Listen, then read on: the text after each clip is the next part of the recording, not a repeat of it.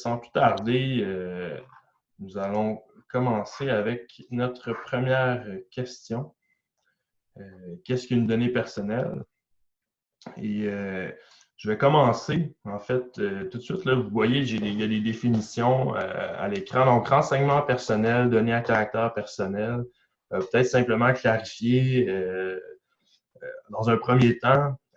Il y a souvent un peu, il peut y avoir de la confusion. Est-ce qu'on parle de la même chose? Est-ce que les données, les renseignements? Bref, il y a une question de nomenclature avec ça. Essentiellement, renseignement personnel, c'est une nomenclature qu'on retrouve dans la législation, entre autres au Canada et au Québec. Et donc, vous voyez, les définitions sont toutes très semblables là, avec données. Données à caractère personnel, j'ai mis la définition qui s'applique en Europe. Donc, on a entendu beaucoup parler du règlement européen sur la protection des données. Donc, en Europe, on a décidé d'utiliser la nomenclature données à caractère personnel, données personnelles. Mais essentiellement, un renseignement, une donnée, c'est pour les fins là, des lois sur la protection de la vie privée. Il s'agit essentiellement de la même chose. Donc, c'est une pièce d'information qui concerne une personne ou un individu qui est identifiable.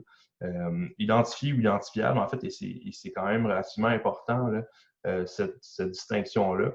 Parfois, c'est facile de penser que si on a des données, si on n'a pas de nom associé à certains renseignements, et on n'est pas en présence à ce moment-là d'un renseignement personnel ou d'une donnée personnelle, alors que il y a beau avoir pas nécessairement de nom qui est associé, si on est en mesure de le trouver. Et là, bien évidemment, il y a différents niveaux, là, je veux dire, il y a différents niveaux d'enquête qu'on pourrait mettre en œuvre pour essayer de découvrir l'identité d'une personne. Un exemple classique, c'est par exemple si on a une base de données où on a enlevé les noms, mais on a maintenu la profession, l'adresse, le code postal, l'adresse courriel. Bon, à différents niveaux, on pourrait arriver à identifier cette personne-là à partir de ces autres renseignements-là. Donc, ça va de l'adresse courriel où on a le nom au complet, donc c'est assez évident, mais des fois, tout dépendant du type de localité, s'il y a moins de personnes dans une certaine localité, là, avec le code postal et la profession, on peut facilement peut-être trouver à qui on a affaire, même si on a retiré les informations nominatives. Donc, un élément important à se rappeler quand on parle si on traite des renseignements personnels, de quoi on parle et où trouve-t-on des données ou renseignements personnels? Bien, évidemment, je ne connais pas le profil de tous ceux qui se sont connectés. J'imagine qu'on a plusieurs entrepreneurs. Là, habituellement, c'est les gens qui écoutent nos webinaires.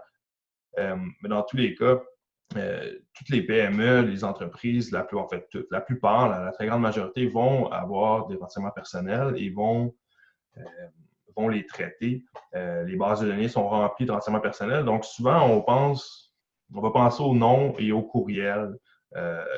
Et c'est l'erreur là, qui peut être faite, là, c'est de se limiter à ça en disant bon, ben, on n'a pas de nom, on n'a pas de courriel, ou on a des renseignements qui ne comportent pas le nom.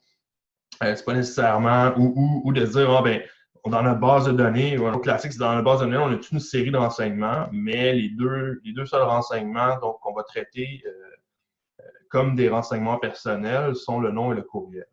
Alors que plusieurs autres renseignements, je veux dire, si on a des profils, des intérêts, des données sur la navigation sur un site web, des données sur le taux de réponse au courriel, tant que toutes ces données-là, si elles sont associées à une personne physique qu'on peut identifier, dans une façon, on sait à qui on a affaire. Puis, c'est souvent très utile d'avoir ces données-là dans un contexte de marketing, par exemple. Donc, ce seront des données personnelles et toute la législation et les obligations qui concernent les renseignements personnels vont s'appliquer aussi à ces renseignements-là, même si des fois, on peut ne pas y penser nécessairement. Donc, j'écris, vous avez les données personnelles à propos de vos employés et clients, moi, c'est certain. Et on parlera des employés un peu plus en détail tout à l'heure, parce que c'est un sujet qui est pertinent dans le contexte actuel.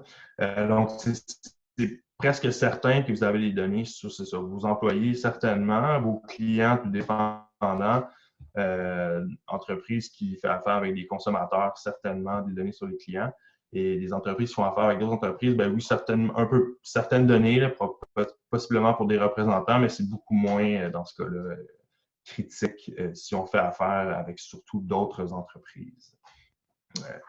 Donc, bon, on trouve des données, disons, à d'autres endroits, là, mais c'est principalement dans le contexte d'une entreprise là, qui pourrait être affectée par la crise. C'est là où les données pertinentes se trouvent.